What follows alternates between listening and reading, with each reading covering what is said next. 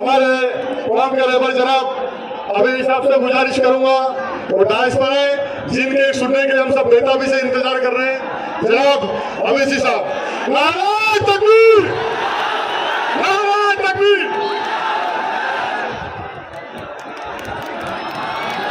नमाज पढ़ना हमारी जिम्मेदारी है।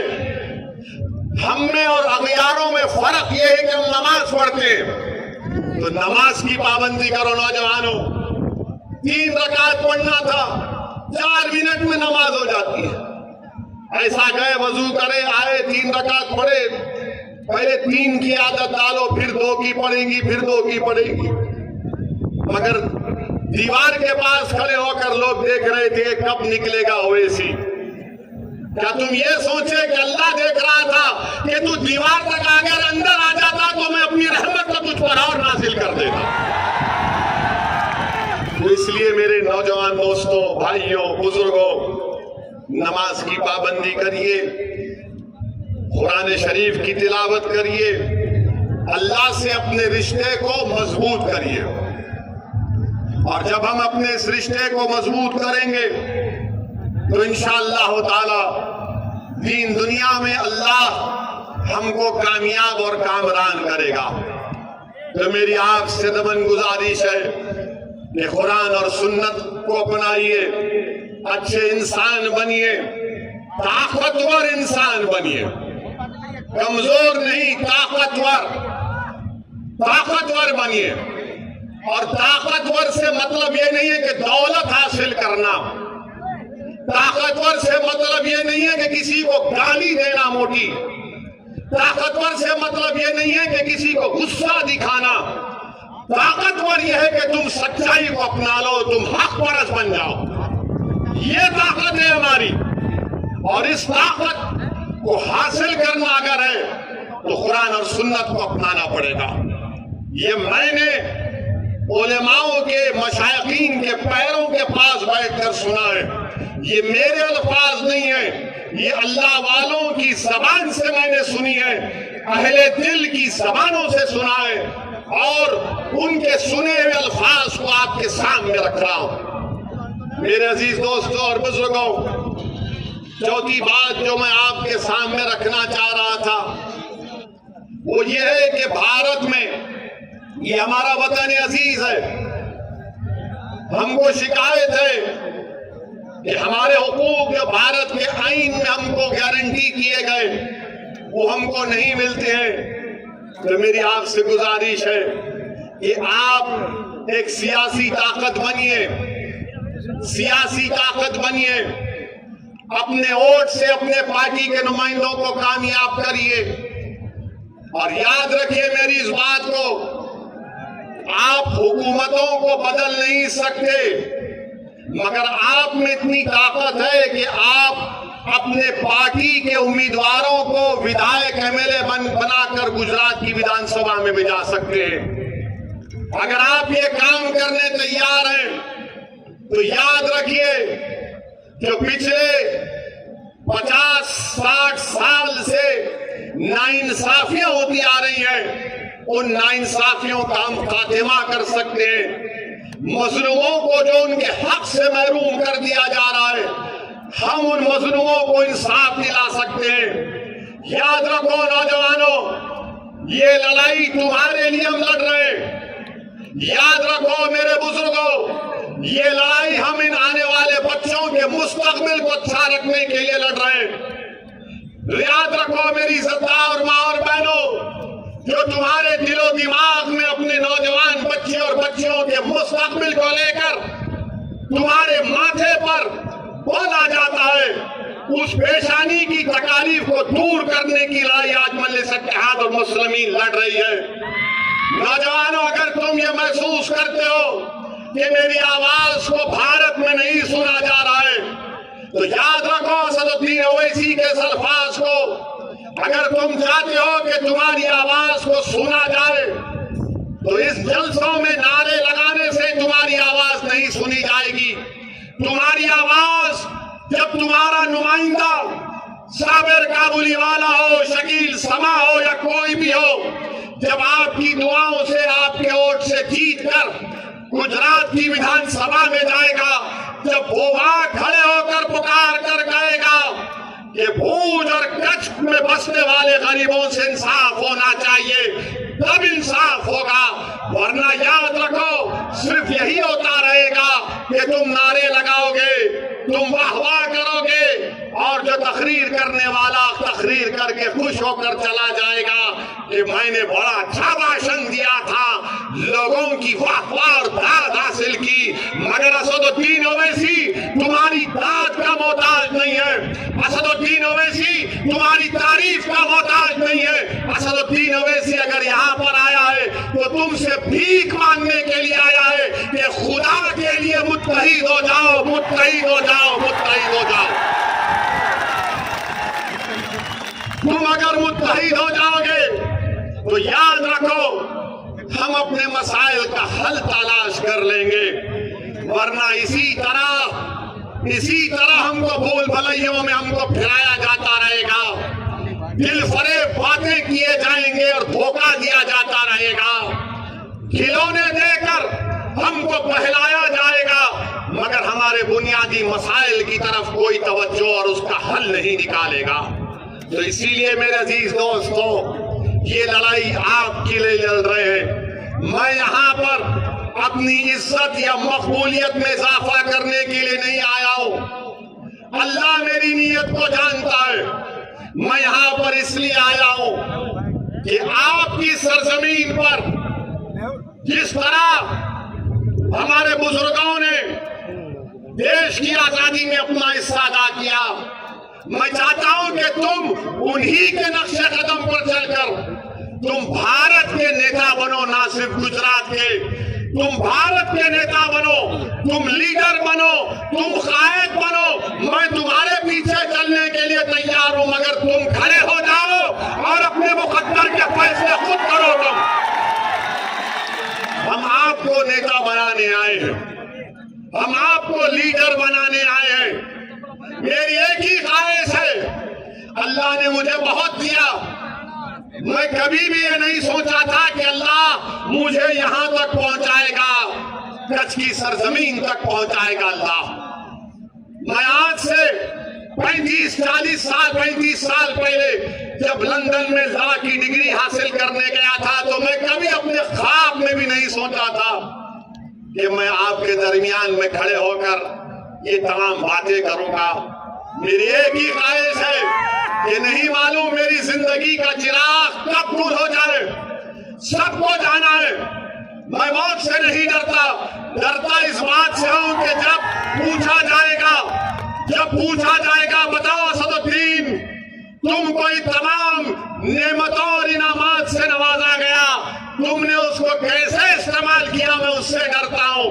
मैं डरता हूं कि जब रब्बे करीम के सामने मेरे हिसाब किताब होंगे, मैं डरता हूं कि जब कब्र में मुझसे 3 सवालात किए जाएंगे।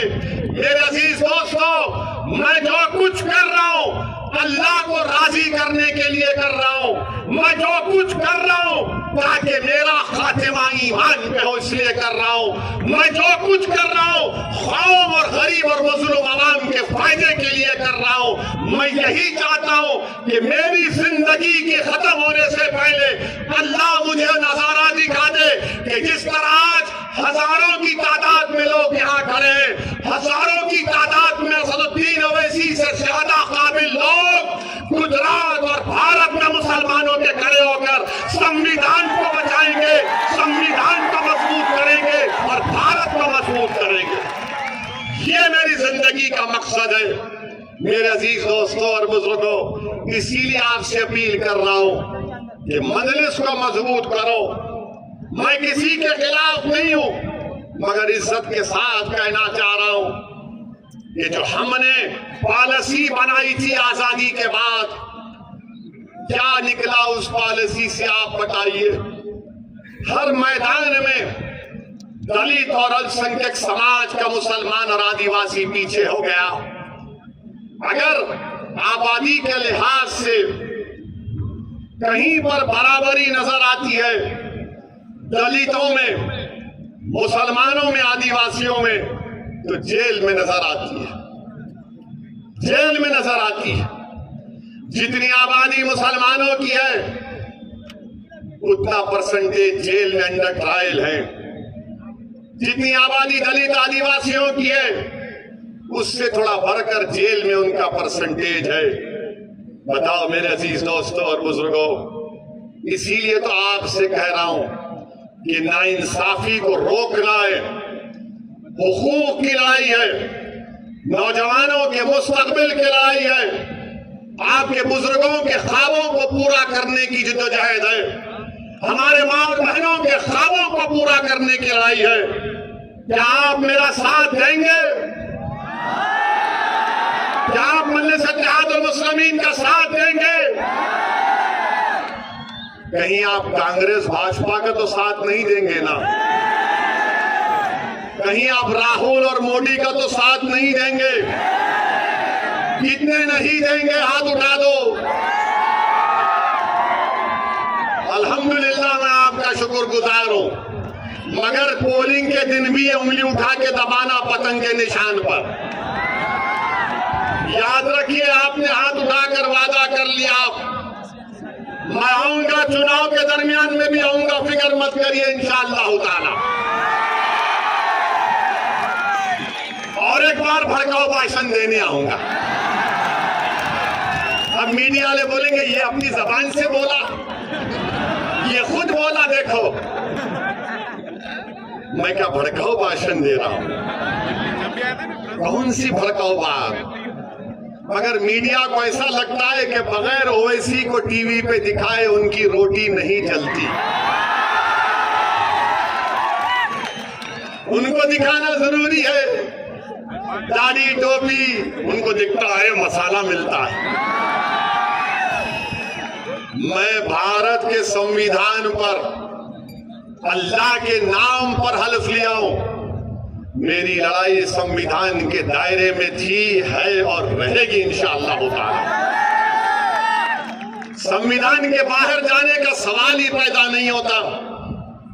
जिसको जाना है वो जाए।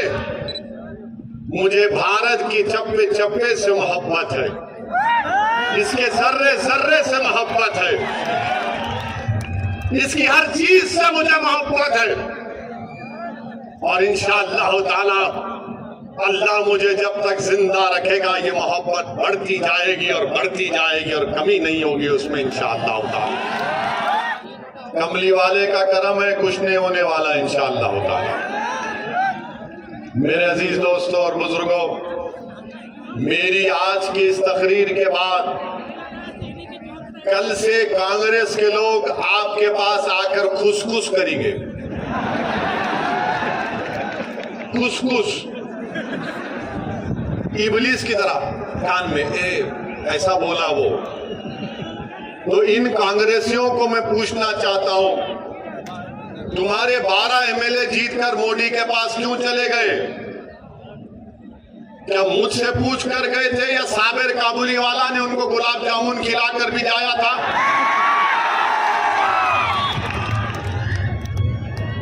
वो उनका लीडर क्या नाम उसका, हार्दिक, हाँ हार्दिक, क्या वो शकील समा के साथ बैठकर ढोकला खाकर चला गया भाजपा में?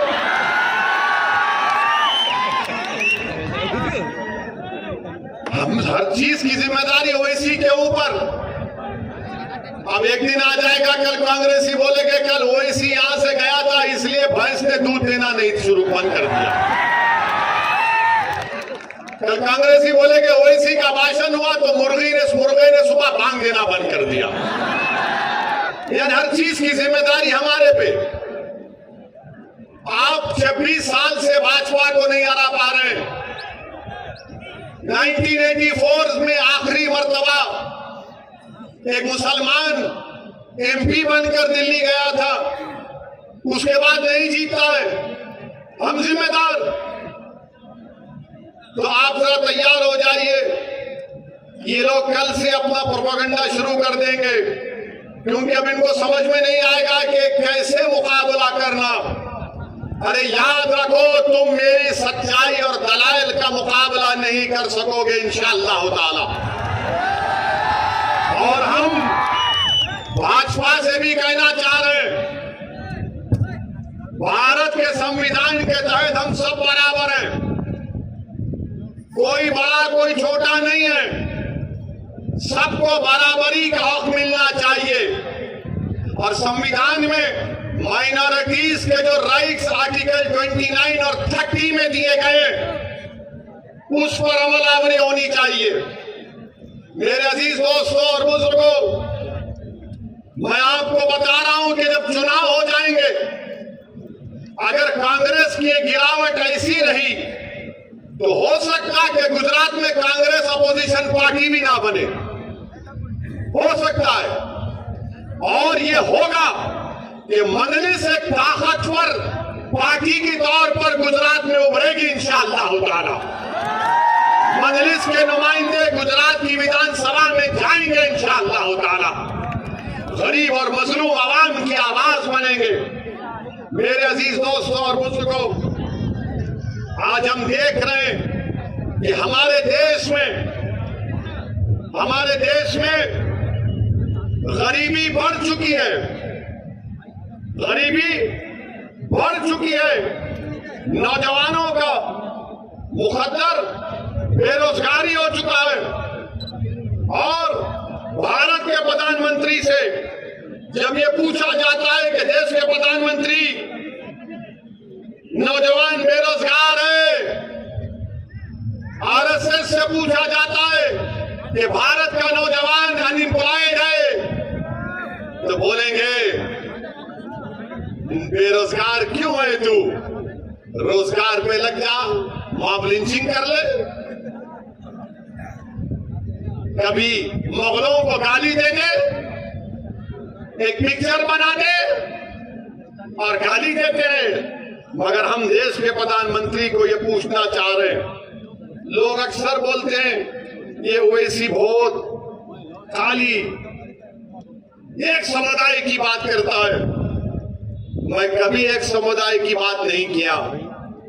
मैं आसमान के नीचे बसने वाले भारत की इस अजीमुशान सरजमीन पर बसने वाले भारतीयों की, उसमें गरीब और मजलूमों के इंसाफ की बात करता आया हूं। और आज मैं पूछना चाह रहा हूं भारत के प्रधानमंत्री नरेंद्र मोदी से, ये देश के प्रधानमंत्री आप युवाओं को नौकरी क्यों नहीं देते? 60 लाख नौकरियां हैं। सुनो कच्छ के बेरोजगार नौजवानों, सुनो गुजरात के बेरोजगार नौजवानों, सुनो भारत के बेरोजगार नौजवानों, गवर्नमेंट के पास, सरकार के पास 60 लाख नौकरियां हैं। और 8 साल से देश के प्रधानमंत्री कुछ नहीं कर रहे। मोदी सिर्फ भाषण देते हैं, वादे करते हैं, ड्रामा करते हैं और उसके बाद जनता को भूल जाते हैं। 60 लाख नौकरियां कहां पर हैं? मैं पढ़ के सुनाता हूं मीडिया के लिए। बोलना है ना, हमारे दोस्त हैं, दुश्मन भी हो सकते मगर मैं आपका दोस्त हूं। सेंट्रल गवर्नमेंट में, सेंट्रल मिनिस्ट्री और डिपार्टमेंट में 9,10,000 नौकरियां हैं। कितने हैं?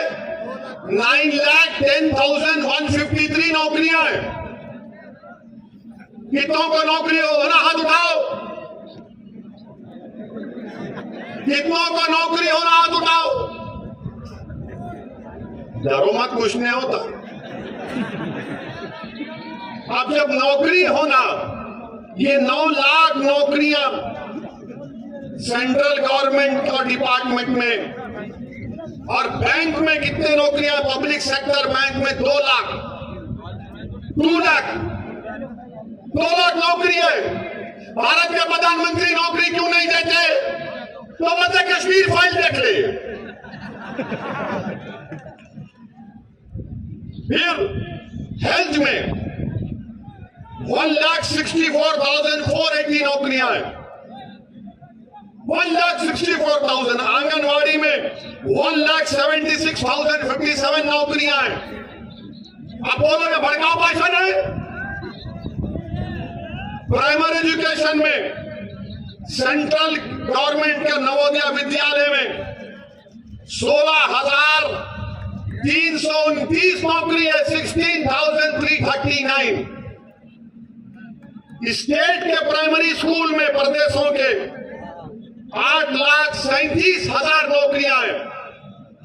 हायर एजुकेशन में गवर्नमेंट ऑफ इंडिया देश के प्रधानमंत्री के मातहत सेंट्रल यूनिवर्सिटीज में 18,647 नौकरी, IIT, triple IT, IIM, NIT में 16,637 नौकरियां वैकेंसी हैं। दूसरे सेंट्रल इंस्टीट्यूट्स में 1,662 नौकरियां हैं। आर्मी और पुलिस में इंडियन आर्मी में 1,07,505 नौकरियां हैं। सेंट्रल रिजर्व फोर्स में 91,929। प्रदेशों की पुलिस में 5,31,737। सुप्रीम कोर्ट में 4, हाई कोर्ट में 419, डिस्ट्रिक्ट और लोअर कोर्ट में 4,929। तो टोटल कितना हुआ? 60,82,130। अब भारत के युवाओं से पूछ रहा हूं, तुम ओवैसी को गाली दो, बल्कि तुम्हारा बस चला तो मेरी जान भी ले लो, मगर ये बताओ कि 60 लाख नौकरियां देश के प्रधानमंत्री और भाजपा तुमको क्यों नहीं दे रही है? तुमको क्यों बेरोजगार बना के रखी है? पूरे विश्व में, पूरी दुनिया में अगर कहीं पर नौजवान युवा बेरोजगार है सबसे ज्यादा तो भारत में। और ये फिगर कहां से आए? ये 60 लाख का फिगर कहां से आया बोल रहा हूं। ये मैंने नहीं लिखे, ये भाजपा के एमपी पीलीभीत के श्री वरुण गांधी ने लिखा है। बीजेपी का एमपी है वरुण गांधी, बीजेपी का, और अपनी पार्टी में रहकर कह रहा है कि देश में 60 लाख नौकरियां हैं। मोदी, तुम गरीब को, नौजवान को नौकरी दोगे या सिर्फ भिड़ाते रहोगे, लड़ाते रहोगे हम लोगों को? अब मीडिया बोलेगा ओवैसी ने भिड़ाने की बात की। मीडिया 60 लाख का जिक्र नहीं करेगा, ओवैसी ने कच्छ में भारी भिड़ाने की बात की। यही देखना कल सुबह 11 बजे छोटा शुरू होगा और शाम में 6 बजे से हमारी निकाह होगा, शादी करेंगे।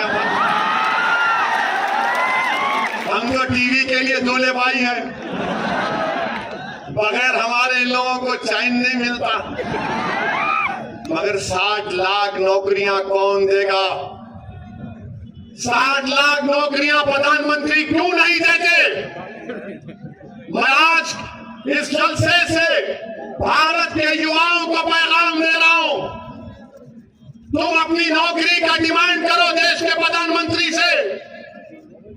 पूछो भाजपा से 60 लाख नौकरियां दोगे नहीं दोगे हमको?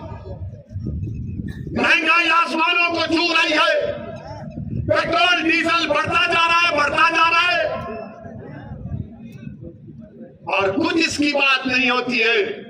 तो इसीलिए नौकरी भारत के प्रधानमंत्री को देना है। 60 लाख नौकरी दो प्रधानमंत्री, 24 के चुनाव से पहले दो, और गुजरात के चुनाव से पहले कम से कम 20 लाख को दे सकते हैं आप।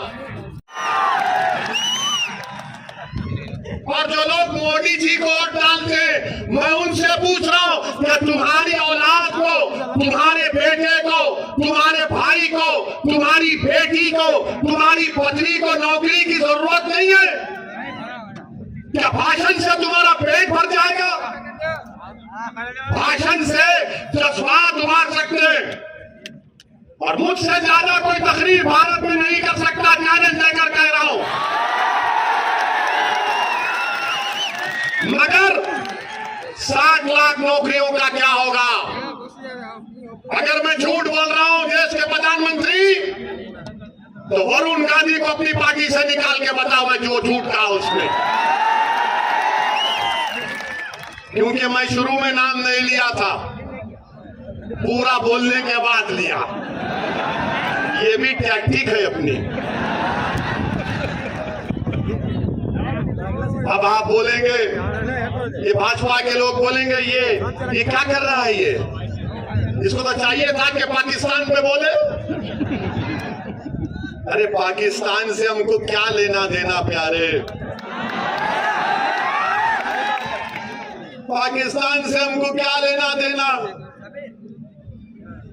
ये यहां पर बॉर्डर है, हमने कहा उधर ही हम इधर ही। बॉर्डर है ना, हमारे ऊंट भी नहीं जाते तो हम क्या जाएंगे इंशाअल्लाह होता है। हमारे ऊंट भी भारत के पानी में ही तीरते हैं। मोदी जी आपको तो मोहब्बत है ना कच्छ से, मगर हर चीज पाकिस्तान। अरे पाकिस्तान से हमको क्या करना है, हमने तो पाकिस्तान के पैगाम को ठुकरा दिया। हमने भारत को अपनी सरजमीन मानते आए और मानते रहेंगे। तो आप बोलेंगे मुगल, अरे 60 लाख नौकरियां आपने इसलिए नहीं दी क्योंकि औरंगजेब ने कहा था मत दो। 60 लाख नौकरियां आपने नहीं दी इसलिए कि बादशाह शाहजहां आकर कहा था आपको। 60 लाख नौकरियां आपने इसलिए नहीं दी क्योंकि बादशाह अकबर ने आपको आकर कहा था मत दो। हर चीज मुगल जिम्मेदार। अरे मेरा कोई रिश्ता नहीं है मुगलों से, मेरा रिश्ता इस सरजमीन से, भारत से और रहेगा हमेशा। मगर नहीं मुगल, अरे कहां का मुगल, किधर का मुगल, मेरे को क्या करना है उन लोगों से। मगर हमको लाकर मिला देती। मेरे अजीज दोस्तों और बुजुर्गों, फिर एक और मसला जो हमारे देश में चल रहा है, गरीबी को खत्म नहीं कर रहे हैं, गरीब को खत्म कर रहे हैं।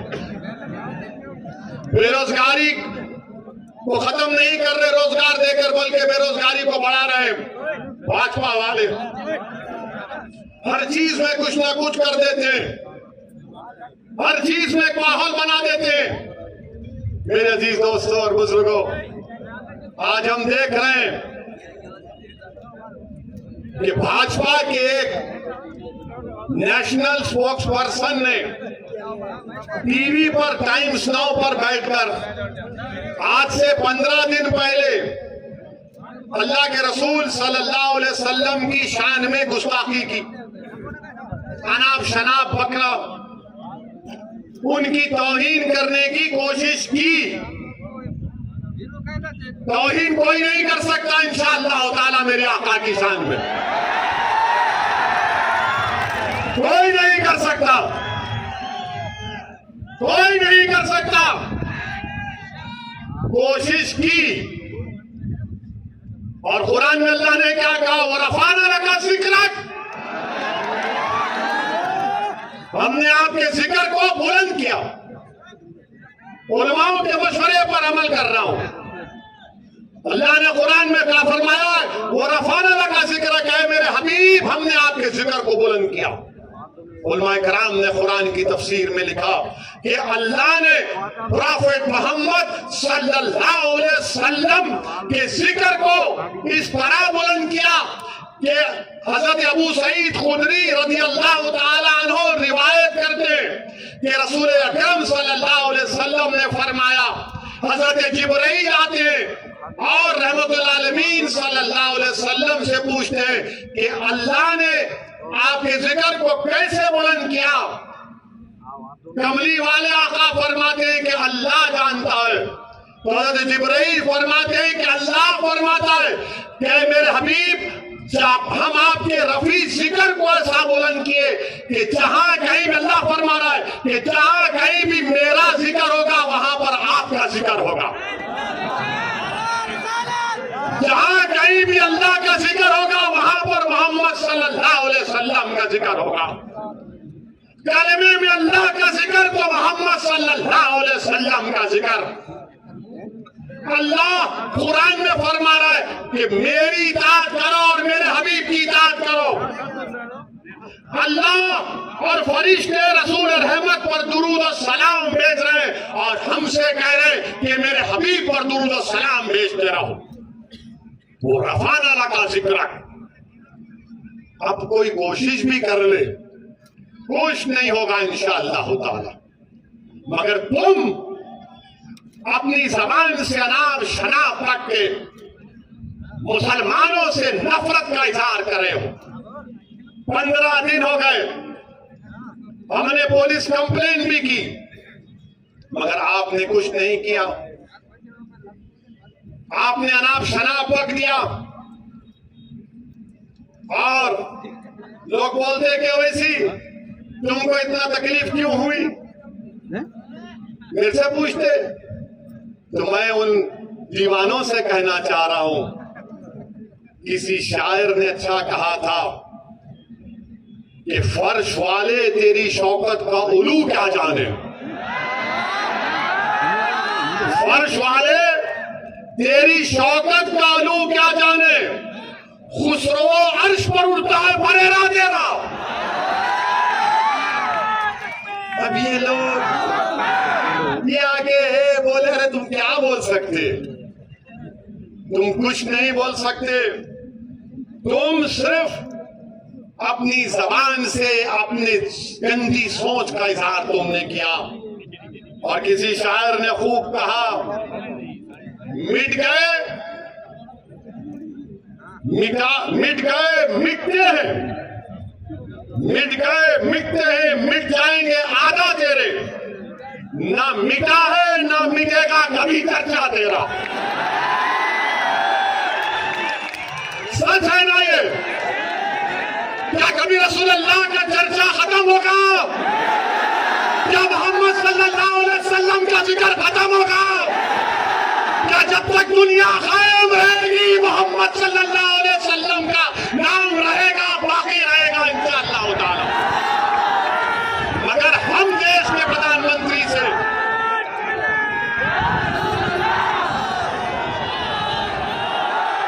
नारे तकबीर, नारे तकबीर।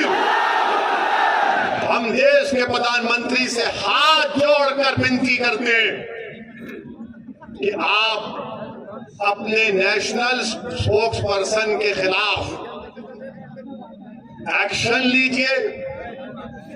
केस रजिस्टर है, पुलिस को तहकीकात करके उनको जेल को भिजाइए और जो आईपीसी और सीआरपीसी के कानून के तहत कोर्ट के जरिए से कोर्ट का फैसला होगा तो उनको सजा मिलनी चाहिए। हम ये देश के प्रधानमंत्री से हाथ जोड़कर विनती कर रहे हैं। 15 दिन हो गए प्रधानमंत्री जी,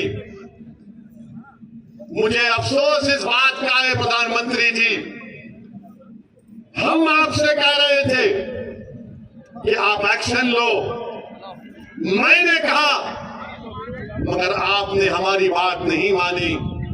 किसी फॉरेन कंट्री के लोगों ने आपसे कहा, कतर ने कहा, ओमान मस्कत ने कहा, सऊदी अरेबिया ने, अरब इमारत ने, मालदीव्स ने, 12-13 ममालिक ने कहा, तो देश के प्रधानमंत्री हरकत में आ गए। प्रधानमंत्री जी, हम भारत के नागरिक हैं, ये देश हमारा भी है। हमने अंग्रेजों के खिलाफ लड़ाई लड़ी प्रधानमंत्री, हमारे उलमाओं ने अंग्रेजों के खिलाफ जिहाद का फतवा दिया था और जिहाद का फतवा देकर उस फतवे की स्याही सूखने से पहले हमारे उलमाए कराम ने अपनी जान के नजराने पेश कर दिए। काला पानी की सजा हमारे उलमाओं को हुई तो उन्होंने बुजदिली के मजाहरे नहीं किए, 9 मरतबा अंग्रेजों से भीख नहीं मांगी, माफी की, 9 मरतबा खत लिख कर भीख नहीं मांगा। बल्कि अंग्रेजों से कहा या तो मुल्क को छोड़ो या हमको फांसी पर चढ़ा दो। हमने फांसी के फंदे को मुस्कुराकर कबूल किया, मगर हमने भारत को अपना वतन माना है। देश की आजादी में यही भूज और कच्छ की सरजमीन से यूसुफ खैर अली ने गांधी के साथ नारा दिया था, क्विट इंडिया, भारत छोड़ो अंग्रेजों। आज हम आपसे कह रहे हैं, मगर आपने हमारी बात को नहीं सुना। आज भी हम अपील कर रहे हैं देश के प्रधानमंत्री से कि आप उनको गिरफ्तार करवाइए, उन पर क्रिमिनल केस चलाइए, और देश के प्रधानमंत्री से उम्मीद करते हैं कि वो हमारी इस बात को सुनेंगे। मगर अफसोस के साथ कहना पड़ रहा है कि जुमे के दिन एहतजाज हुआ और बात जगह पर तशद्दुद भी हो गया। मेरे अजीज दोस्तों और बुजुर्गों, एक समुदाय के घरों पर चला रहे प्रधानमंत्री देश के संविधान को आप कमजोर कर रहे हैं। ये देश चलेगा तो संविधान से चलेगा, तो फिर बंद कर दो अदालत को, ताला लगा दो अदालत को, जजेस को कह दो कि अदालत मत आओ, क्योंकि मुख्यमंत्री तय करेगा कौन मुल्जिम है। क्या जरूरत है अदालत की? फिर क्या जरूरत है पुलिस की कि तुम अजय के घर को नहीं तोड़ते और फातिमा के घर को तोड़ते हो? तो याद रखो, शहजादी जन्नत का वास्ता देकर कह रहा हूं, अल्लाह शहजादी जन्नत के सदक़े में सालिमों को शिकस्त देगा इंशाअल्लाह ताला। मेरे अजीज दोस्तों और बुजुर्गों, उत्तर प्रदेश में यही कह रहा था मैं पुकार कर कि अपनी पार्टी को मजबूत करो, अपने नुमाइंदों को कामयाब करो। मगर वहां के लोग, बड़े लोग, बहुत बड़े लोग हैं, आज खामोश बैठे हुए। वो बोल रहे थे नहीं सरकार बदलना है। मैं कह रहा हूं नहीं बदलोगे, घर तोड़ दिए, कोई नहीं चाहता।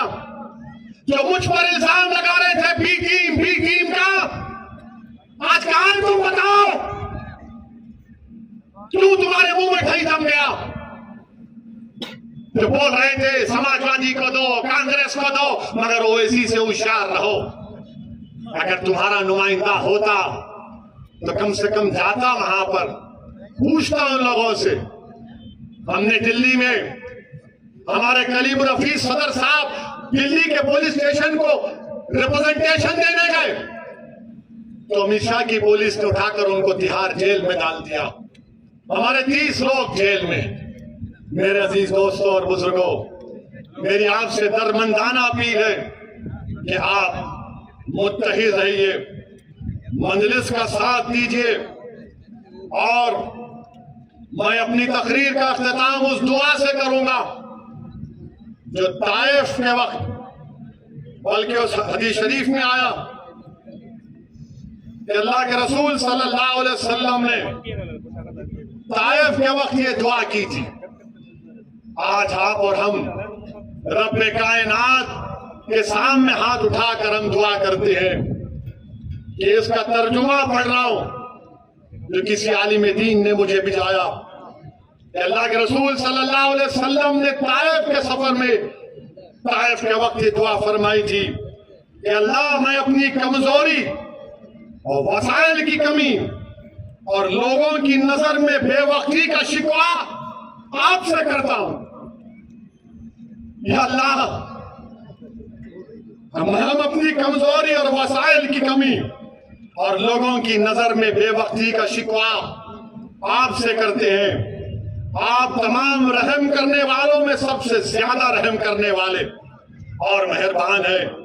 या अल्लाह, आप हमें किसके सुपुर्द कर रहे हैं? या अल्लाह, आप हमें किसके सुपुर्द कर रहे हैं?